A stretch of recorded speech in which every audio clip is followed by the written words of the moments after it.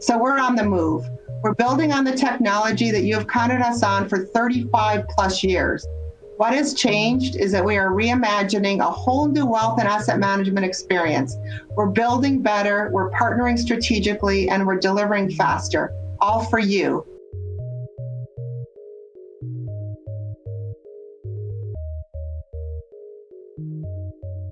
At Tegra118, our single purpose is to build the future of wealth technology.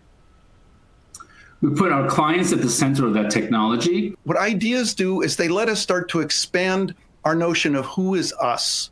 So us doesn't have to be just our clan, just a handful of people we know. It can become everyone in a city. It could be everyone who's a citizen in the nation.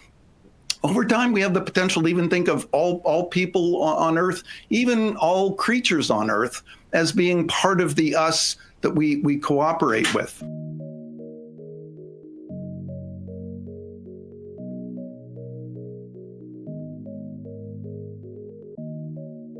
There's no doubt the environment we're all living in has heightened the need for rapid responsiveness. Tegra118 sits at the epicenter of this discussion with our clients, helping them navigate and solve for the inevitable challenges, disruptions, and opportunities. But what's going to transform next is how we choose to use time, because we don't have to do it in person anymore. We can use that when we really want to. And it better be value added instead of just going to sign some forms in a branch. So to me, I think transformation is happening on a lot of different dimensions. And it's our industry has to embrace this. And it's an opportunity actually that we have. Our clients are going to let us do and move faster than we ever thought we could. And our advisors are going to have to move as fast as our clients want to transform. You want to create an easy to understand experience, a personalized plan, and we see the technologies enabling that every step of the way.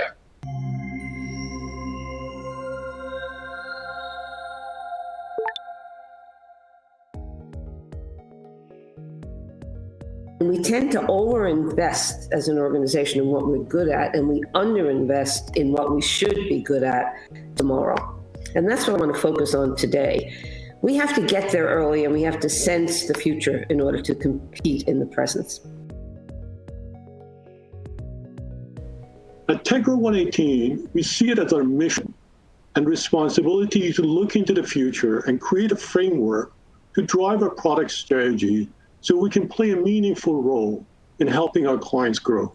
Wellness is the active pursuit of health. Well, what is the active pursuit of financial health? And it really starts earlier. I think planning is to the specialist as financial wellness is to primary care physician. Asking questions, have it be dynamic, real time. So you're gathering data about what those investors care about, what they are concerned about.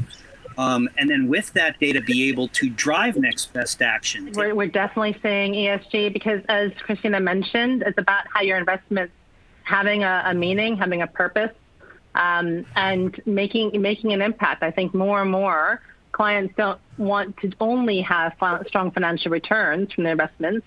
They want to know how they generate that return and if that return is actually making an impact.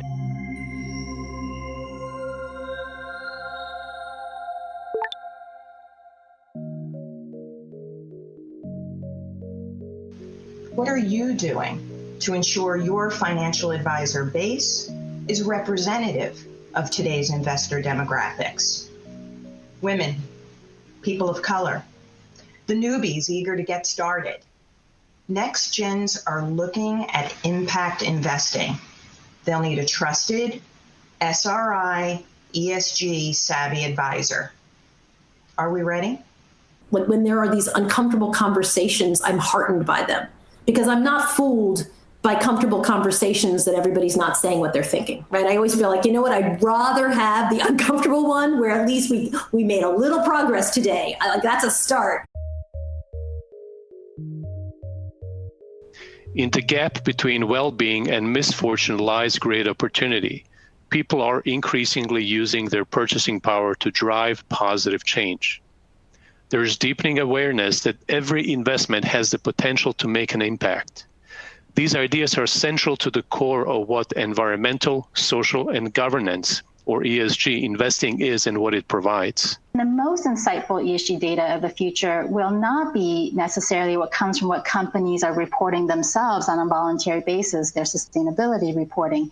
It's going to be data like this, where we can use modeling and we can use mapping to more quickly identify exposures that investors need to know about, both for understanding the risks to their investment portfolios and also for understanding the real human impact that's happening at the companies that they own in their portfolios. So the world has changed a lot in the course of 2020. We've all had to embrace new ways of doing things, and I'm sure we'll be even adapting more as we see what the rest of 2020 will bring.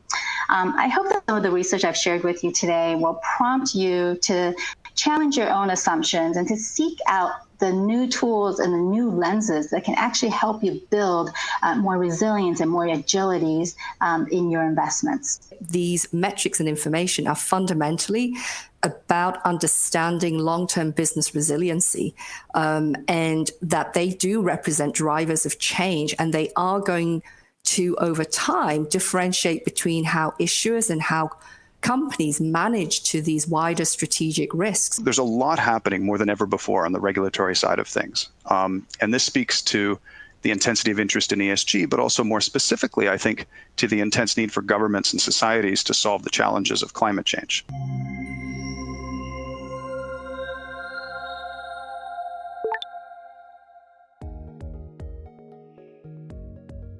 Wealth management is not a transaction, right?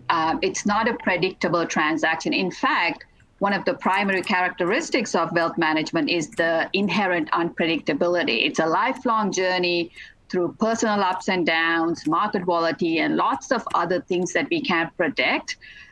So the period that we're going through right now, since March 2020, is a great example, right? So in every generation, in every demographic, I think there are people who are craving that trusted relationship. And at EY, actually, we coined the term financial therapist, meaning it's not about managing a client's portfolio, it's about being the client's coach, just like Rohan mentioned, right? So the therapist that stands by you, acts as your anchor during turbulent times, is truly the FA's value proposition. However, do all the FAs in the industry do that today? Are they up to the task?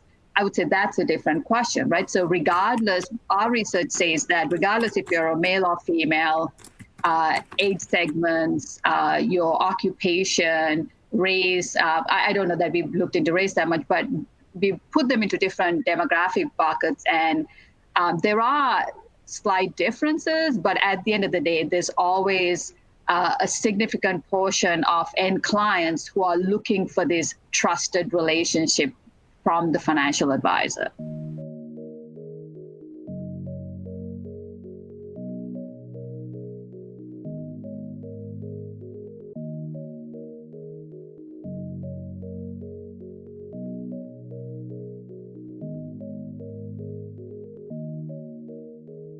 I'm really seeing like three types of personalizations, and it almost builds like a maturity model. One is just configuration. As users log into the system, we don't want them to identify what their role is. We want to actually observe what they do, and based on the activities they partake in the system, we could drive a personalized experience. So this is more about just driving the persona that's using the platform and driving the functionality that they'd see when they log in. The second part, we focus on like recommendation systems. These are things as if an advisor is logging into the platform, there's something that they may know that they need to do, but maybe haven't prioritized it properly. So we look for ways that, like through search and through different parts of the platform, that if you're searching for a client and you haven't reviewed their portfolio, we could bring like an alert to the forefront that that's something that needs to be done. And then the third part is just opportunity management. And the opportunity management part is when the platform's in use and the advisor is engaged in some activity, they would begin to get recommendations from the system, things that they should know but they don't.